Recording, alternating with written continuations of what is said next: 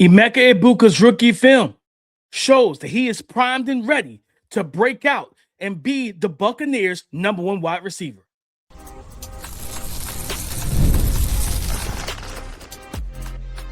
You are Locked On NFL Draft, your daily podcast covering the NFL Draft. Part of the Locked On Podcast Network, your team every day.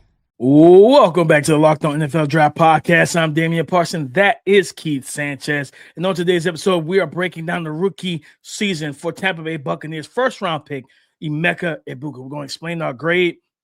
We're going to discuss the concerns we saw from his rookie film, and we're going to kick the show off with the pros from his rookie film, the things that we really enjoyed, the things that translate from the Ohio State college tape to the NFL. And as always, guys, if you've been tracking these, I give you the numbers of what these young men did as a rookie, Keith. But I'll say this, Keith. In the departure of Mike Evans, I believe that after watching the film, especially the pre-hamstring film, Emeka Egbuka going into year two, being healthy, he's primed to take over that number one wide receiver role. Now that Mike Evans is now in San Fran, but I'll let you respond to that in just a second, Keith. On the season, 63 receptions, 938 yards receiving, 6 receiving touchdowns. And again, guys, it was week 6 where he suffered they called it a minor hamstring, Keith. They said it was minor, but it was so minor to the point where they thought that he might have missed some time. They thought he was going to miss extended time, but he just played through it and battled through it for the whole entire season. So hamstring injury, week 6, he was never really the same guy outside of maybe like one really good game. After that, Keith, what did you see on tape? Yeah, I'm gonna start with where you left off with the conversation about Mike Evans, and I'm gonna double down on your statement and say that I had a similar thought. My thought was, after watching Emeka Egbuka, I understood why they were comfortable with moving on from Mike Evans. And that's a nod. That's a nod to Emeka Egbuka, not a knock on Mike Evans, because we know Mike Evans, the All-Pro, one of probably may go down to the top 10 wide receiver in NFL history, right? So, not a knock to Mike Evans at all. It was just the details of what Emeka Egbuka was able to do. And the number one thing that stood out to me, man, was the precision route running to get to a spot.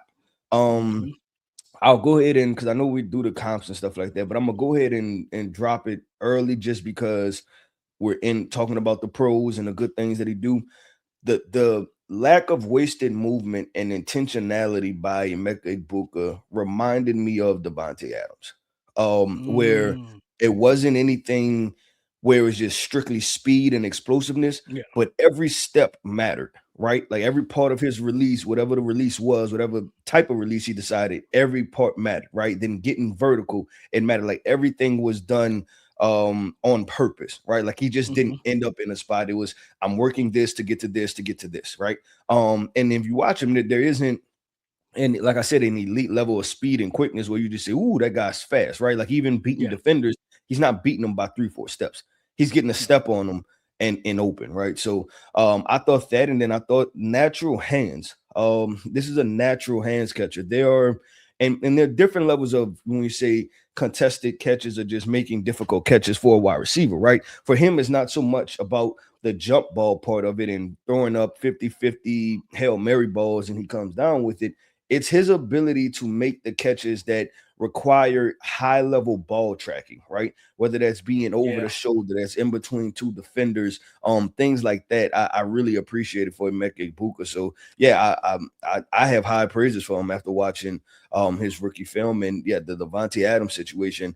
That's what it reminded me of, just the strict precision and getting to the point and understanding exactly what they're doing and executing. Yeah, because I wrote that down in my notes. Route running and separation, like that translated just as smooth as can be for him coming out of Ohio State. Like this guy knows how to get open. He same way I like when I look at you. I'm glad you brought up Devonte Adams. It's no nonsense. It's just straight to the point. I know where I want to get to. I know how to push you off your spot, and I want to get to mine. And I love that about him. Like you said, no wasted movement, the intentionality of every step, the violence and the sharp cuts of how he plants and drives out of his breaks and things of that nature. And to expound on that, to me, Keith, not just the route running, it's the route tree. Like his route tree is full of branches. Like he ran a well-versed route tree, whether it was outbreakers, inbreakers, slants, crossers, hitches, screens. Like they did they put him in motion and gave him a jet sweep. They just gave him the football. You know what I mean? Especially early in the season, prior to that week 6 hamstring injury. And to your point, was it against the Eagles? It might have been against the Eagles. So he had a go ball down the sideline versus it was the Jets. It was Jets. I think it was against Sauce. I think I seen the play you're talking about. Yeah. Sauce. It was the one-hander on the right sideline. Sauce is being real, Sauce likes to be, handsy in man coverage. So he's getting hands on. He's trying to reroute them and disrupt them through the whole entire rep. And the refs, no flag or nothing like that. They let him play.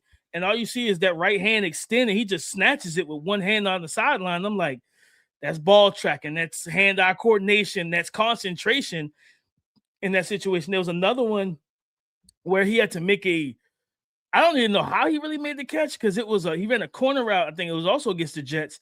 Baker Mayfield, this is probably one of the worst seasons I've seen from Baker Mayfield. Watching the tape, as far as I thought, so like with accuracy, ball placement, I would say accuracy, ball placement, and then decision making. Baker was making some wild decisions with the football at times last year. I was like, okay, I see why you guys lost like 7 or 8 straight. There's a lot going on here, But he threw one on the corner route, and it was like high. And you just like Emeka, his body wasn't really positioned to make this grab, but he just lifted his hands up and just snatched it out the air with 2 feet in bounds, man. So that Keith. But I'm gonna tell you also I really liked, and you brought up Devonte Adams. I'm not gonna bring it up. I'm not gonna say it now. Not 1-for-1, but I'll wait to the end of the show. But okay, the toughness after the catch, like when he gets into the slot. I don't think people give him credit for his build. He's got a dense frame. Sturdy guy, yeah. He's a sturdy dude. And the toughness after the catch, Keith, like he's willing to put his body on the line after the catch. You see him go out there and fight through contact, fight through tackles, trying to get every extra yard, diving, trying to, almost leapfrogging guys to get the first down and different things like that. But to be able to make those catches and do the dirty work in between the numbers too, OTB routes, he's taking hits, catching passes in the middle of the field, and he's just getting back up. And then that was still going on even after the hamstring. Like this dude is a warrior. Like, because hamstrings are tricky, Keith. That's that soft tissue stuff that can linger all season, go into the next season, so forth and so on. Heck, we just saw that with Jordan Tyson. He didn't come out the Texas Tech game, and that kind of screwed him the rest of the season for college football. And then he rushed himself back after 3 games, and his hamstring wasn't the same. It took him a while to really get back to being 100% because he put so much stress on it. So Emeka, even just playing through it, when they thought he was going to have extended time miss, it just goes to his toughness. But short area quickness, the change of direction. I can't remember. I think it might have been against the Eagles. He ran a slant route. He foot fired the slot corner, jab step outside, and it was just like, that's what it looks like. That's what it's supposed to look like in terms of release package into your routes. He got into his route quickly. He had a concentration drop, which I'll talk about, the next segment. But man, I think he's primed, Keith. Coming back healthy year 2. And I think he made a quote where he said, battling through that injury, it's setting him up to be better in this coming season. If I remember that, I'm paraphrasing the quote. So I'm excited for year 2 of Emeka Egbuka. Man, because like they're already saying he's supposed to be the primary Z receiver on the outside. You got Jalen McMillan, Tez Johnson, Chris Godwin. I think, Ted. Oh yeah, I forget my boy Ted Hurst is there. Like that's going to end up being that true Mike Evans replacement as the X. I don't think Chris Godwin is the same guy he was 2-3 years ago, even post injury. He's been through a lot, DP. He's been through a lot. So I'm Emeka Egbuka is the guy now, Keith. I think that's how it should be. He should be the guy coming out of every game, 7 to 8 targets a game. They need to be prepared to feed him the rock. Yeah, I agree with DP. Let's do this, man. Let's get into the concerns about Emeka Egbuka, right? We know he had quite a hot start, but what do we see to where he had to slow down some? That hamstring injury was well documented, but were there other things, right? Did defenses start game planning for him differently? Were they able to catch on to his tactics? Did he play a high level of competition? There was many different factors that played into the part. We'll discuss why Emeka Egbuka started to tailor off the back end of his rookie year. We discuss that coming up next. The NBA playoffs are here and in full swing, and every possession matters. If you're looking to get even closer to the action, FanDuel has a great offer to get you started. Right now, new customers can bet $5 and get $150 in bonus bets if your first bet wins. That's right. Turn $5 into $150 in bonus bets just for getting started. And I like using FanDuel during the playoffs because everything I need is right there in one place. You can check stats, trends, and matchups before making your picks, which makes the whole experience feel a lot more informed. Whether you're looking at player props or following your favorite stars, it adds another level and layer of excitement to every single game. And it's a really easy app to navigate. And it makes playoff basketball even more engaging from start to finish. And right now, we are in the conference finals. So you can go check all of the odds and current lines right now at FanDuel.com. So go to FanDuel.com today to get started. FanDuel, play your game. Discussing the concerns off the rookie film for Emeka Egbuka. But before that, don't forget to check out the Everyday Club for ad-free episodes and access to our group chat with me, Keith, and other listeners of this show. Tap the link in the show notes or go to lockedonnfldraft.supercast.com to join. Concerns, Keith. The concerns, I think it was kind of, how we talked about the pros and how things translated from college to the NFL. What was one of the biggest knocks on Emeka Egbuka coming out? It was kind of that top-tier athleticism. It was the top-end speed. Is he a twitchy, explosive guy off the line of scrimmage?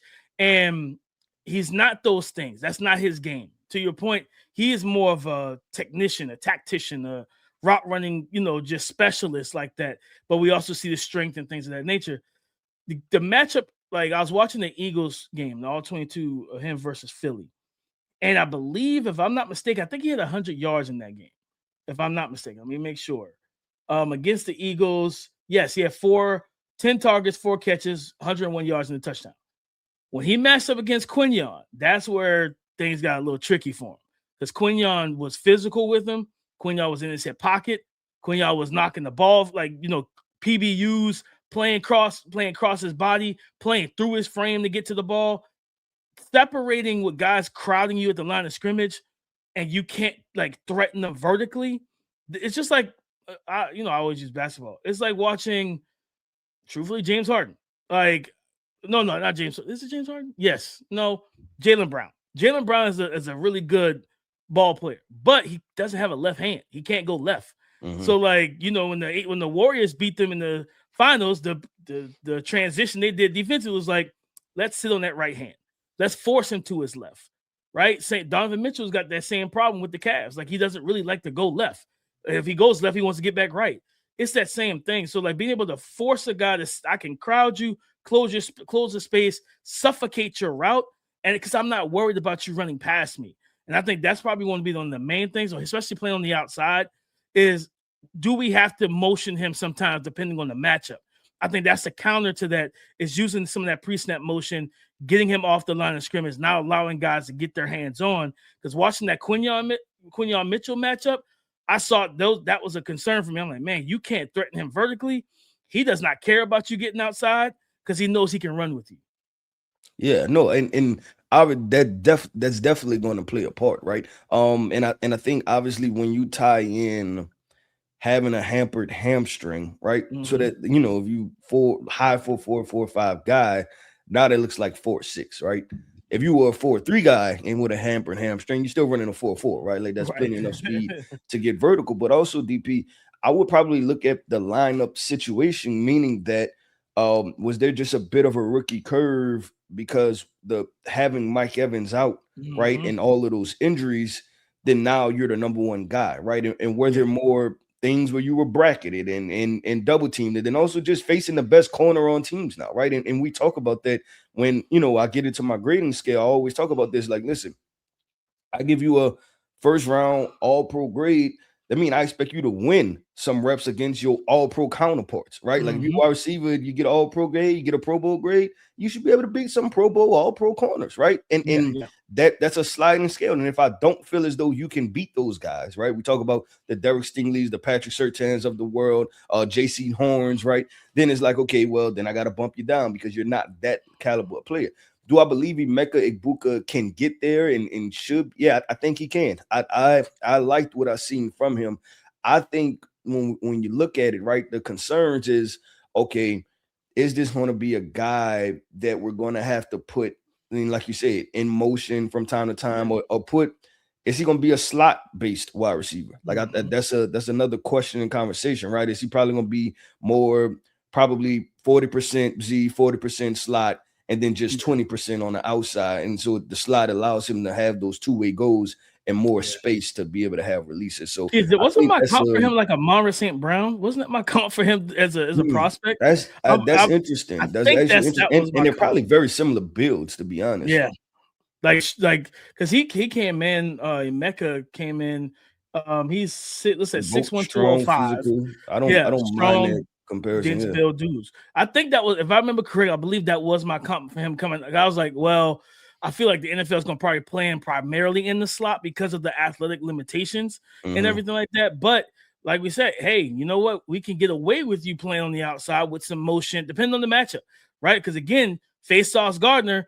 Yeah, you didn't separate and just like outrun him, but then when the ball came, you made a one-hand grab over you made the play over him and everything like that. And then when it was like came down to Sauce trying to guard him on crossing routes, things like that, he had success separating on the horizontal plane and stuff like that. So I definitely think that he could play on the outside, but if he were to play primarily in the slot, yeah, I see that, you know, that kind of Amon-Ra St. Brown, that dense, physical route runner, yards after catch, that can really work with more space. But I definitely think he could play the Z spot, Keith. But I think the other thing I mentioned at the end of the first segment was he had some drops. I think he was charged for like 8 drops, but they were more so, these weren't like just, oh man, he can't catch the football. You know what I mean? It's more there was concentration, whereas like, hey, he let the ball hit his pads and not, you know, trap it, not like actually catch it with his hands, like that right I was talking about. He whooped the corner, but he let the ball placement was a little off. It was on his back shoulder.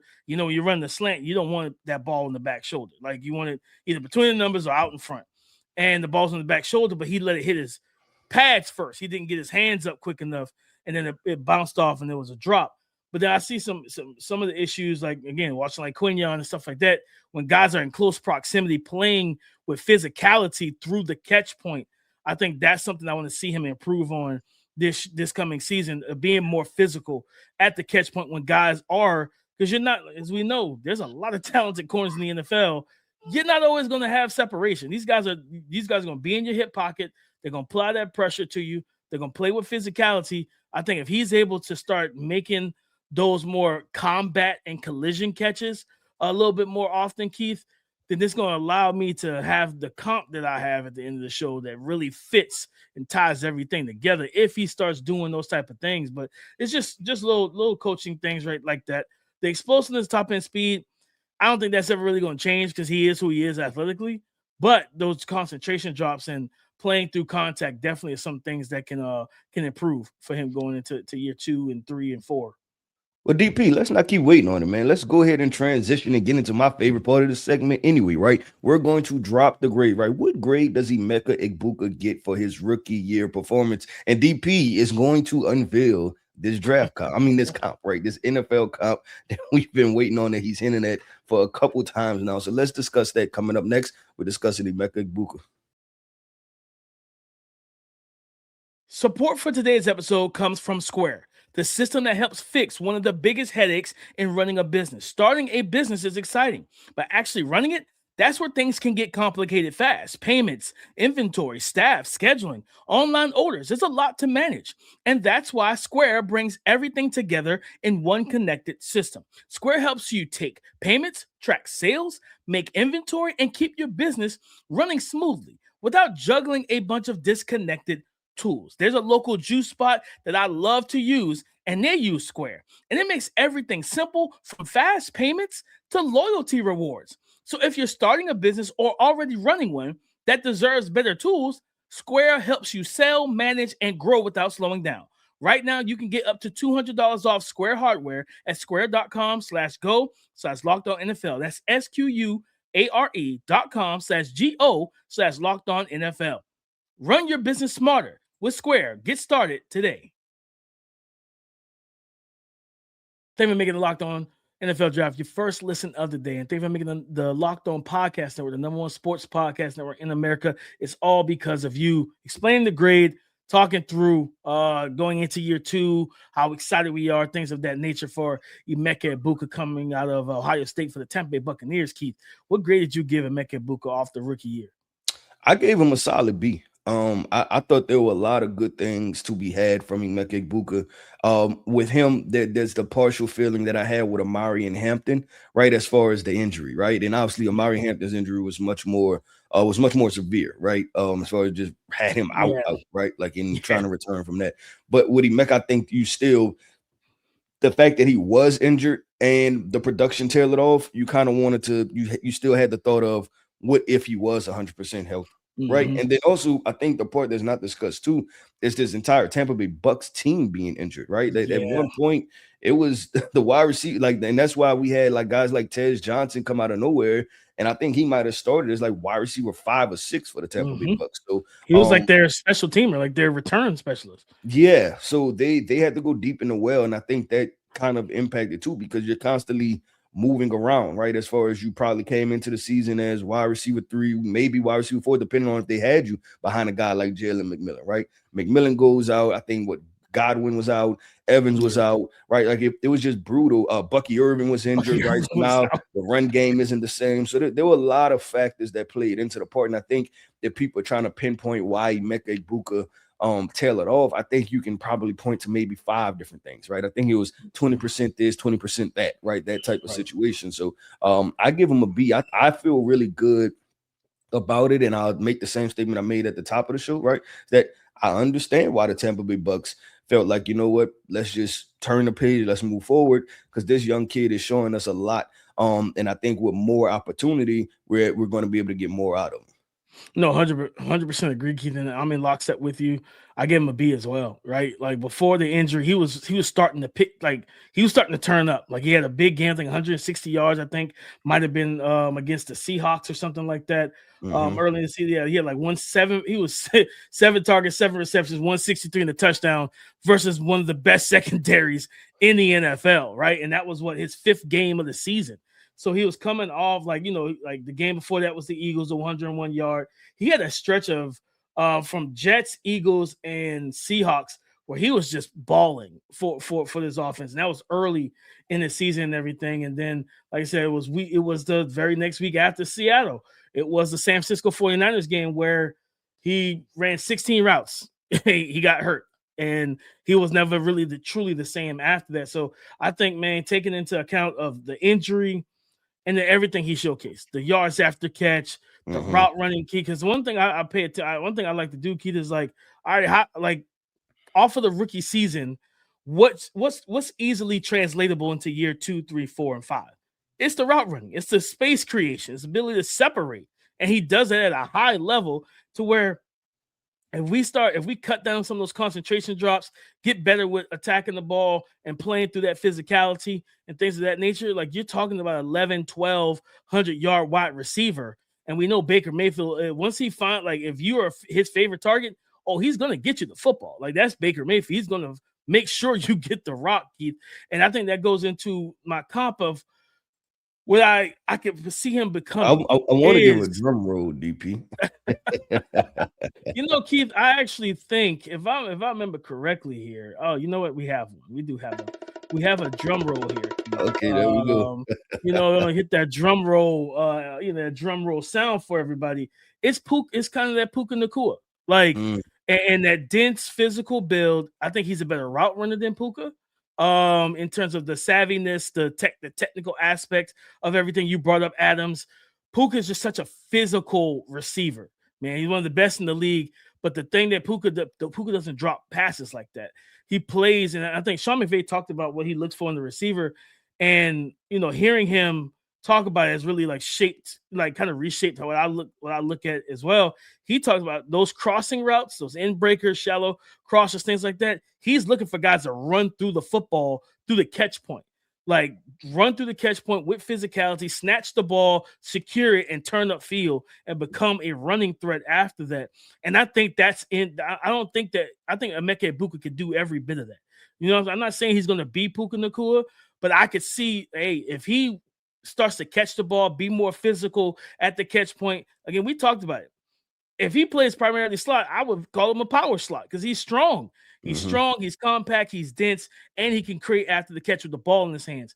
He can like bounce off of tackles, fight through contact, things of that nature. If he starts catching the ball in traffic with guys draped across him or in the hip pocket, he starts plucking those passes out of the air and making those stronger catches. Yeah, I could see him having that type of upside as a Puka Nacua. Because again, one of the things about Puka, he's not a 4-4, 4-3 athlete either, right? Like he's not a guy that's truly a vertical threat that DBs don't want. DBs don't want to jam him because he's strong. And if he, swim moves you, whatever, he gets upfield, then yeah, he could stack you. So that's kind of my comp of what he could become if he cleans up some of the catching issues that I have for him. Yeah, no, that's funny that you said Puka because obviously I mentioned Devonte Adams earlier, right? With the Rams. Then the other guy I thought about it, and I think it's because of where Puka has success with that short to intermediate and some of those crosses. It might have been the Eagles. I think he caught a crosser. But I thought of Cooper Kupp also, right? Like because it's not just a vertical stretch. Like that was the two names that came to me. And I'm like, Devonte Adams, Cooper Kupp. I'm like, and then you came with Puka Nacua. So I think that we kind of see him in the same light and where his success could be had. But I think it can be a lot of success, right? And we don't talk about wide receivers in systems as much, right? But we're it matters, right? It matters for them. And I think with Emeka, he stands to be in a good situation because, did Baker had a best year last year? No, but Baker's a high volume guy, right? Like he's going to sling the rock and get you the football. And so you feel really good about that if you're a wide receiver. 100%. I mean, I think they have the new OC who came over from, I think he might be a McVay guy, Zach Robinson. He was the OC. Because what he was with the Falcons the year before, and I think he was with the Rams right before that because I think he came over with Raheem Morris. Raheem Morris, that's right. Yep. So having that kind of McVay, I guess magic dust from that McVay tree. I think like the way learning under McVay and how watching the Falcons offense, how he used Drake London and things of that nature, like. Drake is a taller player than and a bigger body in terms of height and weight and all that. But in terms of route running and quickness, I'll give that to Emeka Egbuka all day. So I definitely think that I truly believe Emeka Egbuka has legitimate wide receiver one upside. And Keith, you remember when he was drafted, people kind of lost their minds a little bit. It's like, why are you drafting Emeka Egbuka in round one? Like people were really shocked by it. And I was shocked by it a little bit as well. I was like, dang, I didn't expect that. But I think we were probably one of the, in terms of the draft community, Keith, I think we were one of the few that were higher on Emeka Egbuka than everybody else. Everybody else they were kind of hot and cold on him or more lukewarm. We were just like, nah, he can play. And I like what he brings to the table. I think we bought into the fact of him just simply getting the job done. And he had a resume of getting the job done. And I mean, that part translated, right? And we talk about it like that. Yeah, you can run a 4.3, but there's a lot of wasted movement in your action than 4.5, right? And then I talk about people that simply they're going nowhere really fast. So I appreciated Emeka Egbuka game, and I think the future is bright for him. Like I said, being in this Tampa Bay Bucs offense with Baker Mayfield, you're talking about a healthy, a younger wide receiver core, but they will be healthy. Then getting a Bucky Irving back. You talked about the new OC. So I think there's a lot of fun things and exciting things to be had with the Tampa Bay Bucs and Emeka Egbuka. Like I said, both got to be from us. But DP, that wraps up another episode, man, of the Locked On NFL Draft Podcast. I want to end this podcast off by saying shout out to our everydayers. Thank you for tapping in with us each and every single day. I am Keith Sanchez. You can find me on X at the Talent Code. That right there is my guy, my co-host, Mr. Damian Parson. You can find him on X at DP_NFL. And like we like to say, man, y'all can talk to us because we like to talk back. Go subscribe and follow for free on YouTube, wherever you listen to podcasts to get the latest episode as soon as it is available, guys. Coming up next week, we have a redraft. We have an NFL redraft. We're going to take one of the recent last 5 to 7 years, NFL drafts. We're going to wipe the slate clean, and we're going to redraft based off of how these guys have performed with their NFL teams and who should be number one, who should be in the top 10. We'll talk about that all next week. So come join the conversation again tomorrow on the Locked On Podcast Network, your team every day.